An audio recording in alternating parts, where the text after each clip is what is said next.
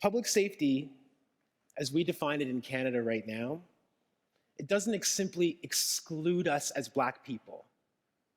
It is antithetical to our Blackness. And it's not just a function of policing, it's of all of our institutions and a large, large swath of the general public. Public safety, the way that we conceive of it today, is anti-Black. Let's break that down.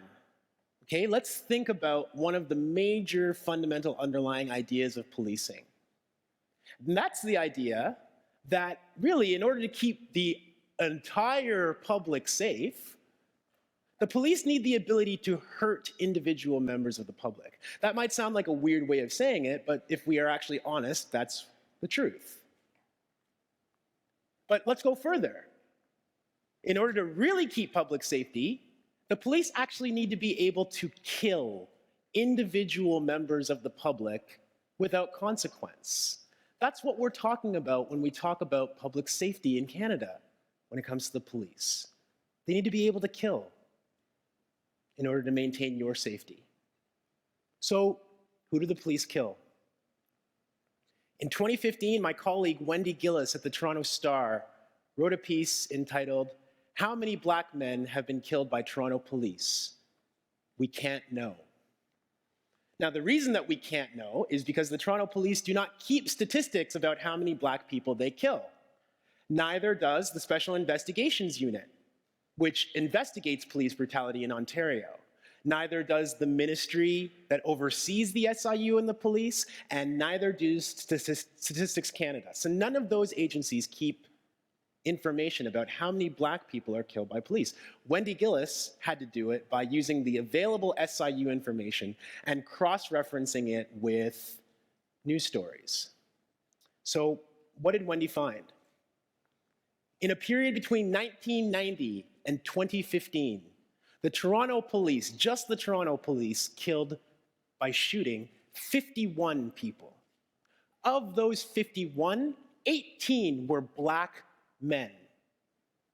That is 35% of police shootings targeting Black men. And by the way, 17 out of the 51 men, we couldn't identify their race. So that 35% of Black men being killed could actually even be higher, even though Black men make up only a tiny fraction of the population in Toronto that we're talking about. So this leads us to an obvious question. Why aren't our institutions keeping this information? Why aren't our institutions telling us how many people are killed by the police and what their racial identity is? Well, it's easy. I told you. Our institutions are not interested in Black safety. Our institutions are interested in public safety. And what's more than that, our institutions are actually afraid that if they break it down, and if they talk specifically about Blackness and the brutality that we experience, well, that might be, divisive. That might be corrosive. It might make people upset and anxious and disturb the general public order. So in order to preserve that general public order, what do? We hide and we cover up all the statistics that relate to Blackness and anti-Black violence. White supremacy is the ideology that's at play here. And when I talk about white supremacy, I'm saying that white supremacy derives its safety and its comfort directly through violence against Black people. You do not have to be you do not have to be white to benefit from white supremacy, although I admit it helps. Actually, white supremacy is for anyone and everyone who accepts the power and the comforts that come along with a hierarchical structure where whiteness is at the top and Blackness is at the bottom, anchoring that entire structure. That's what we mean when we talk about white supremacy. Now, as a result of that, since Black people are among the most vulnerable people in our society, and I'm trying to focus when I talk to you specifically about anti-black racism and the problems, the singular problems that we face as black people. I'm not trying to marginalize the struggles of other groups. I'm trying just to talk about us right now. But since we know that we are at such vulnerability, improving our safety as black people would necessarily improve general safety, would it not? But there's a problem.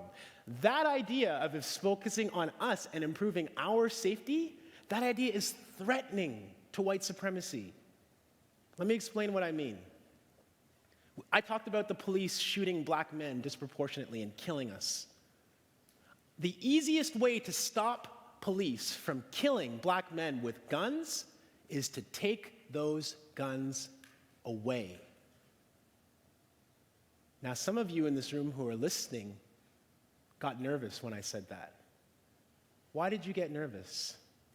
I just told you that black men keep getting shot and killed by the police, and I would imagine that you want that to stop. But when I suggest the most logical way for that to happen is taking guns away from police, you got scared.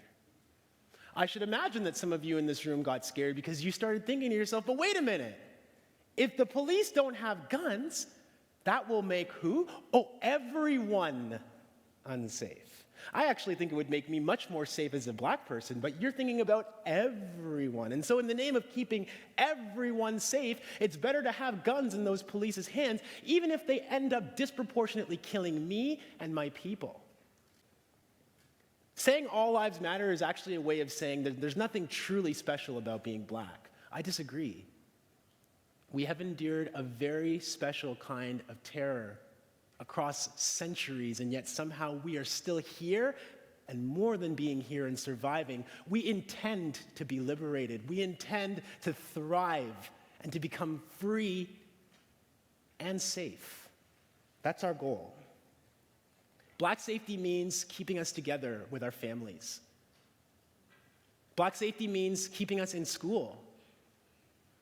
Black safety means us having the right to walk our streets without being surveilled, but it also means keeping very detailed information about how the state is treating us so that we can better understand the areas where the state is failing to protect black life. But I have to be honest, more than any of these things, black safety is about non-black people accepting the idea,